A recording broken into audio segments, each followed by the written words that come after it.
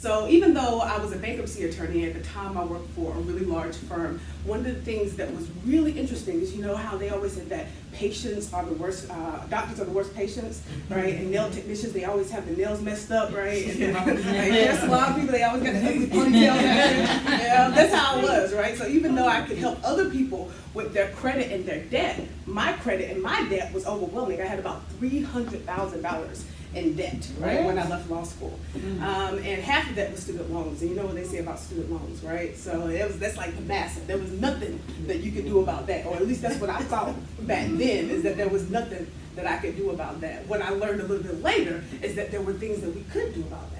Now, the reason that I found out and that I used to believe that there was nothing I could do about student loans was because I was a first generation attorney, right? So a lot of us, we never learned from our family and our parents about financial stability. Anybody ever felt like that, right? And even after $200,000 in student loans and a Juris Doctorate degree, I still didn't know about financial stability and financial education. And I was helping other people to be able to file bankruptcy, and I didn't know how to get them stable in the first place so that they didn't have to file bankruptcy again, right? So I know that a lot of times as children, our parents kind of pass on the generations of knowledge that they had, and that was what happened to me. My mother, she didn't really have a money mindset either, right? So she worked 2 jobs. She was gone probably 14, 15 hours out the day.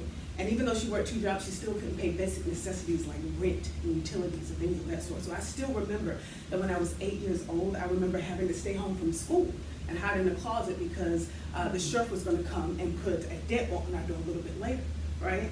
And my mother passed some of these ideas and these financial insecurities on to me as I passed on through life.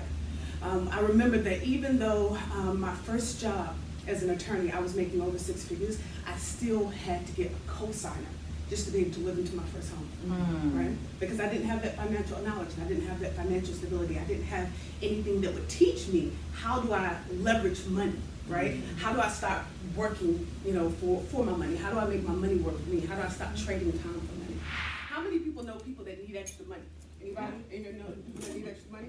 Right? People are always saying that they need to go and get a second job, right? But when you get a second job, that comes with additional problems, right? Because now you got to buy a babysitter, right?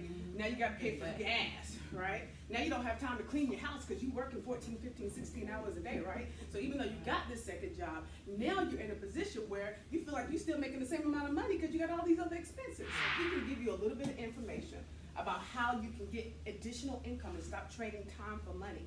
Would that be okay?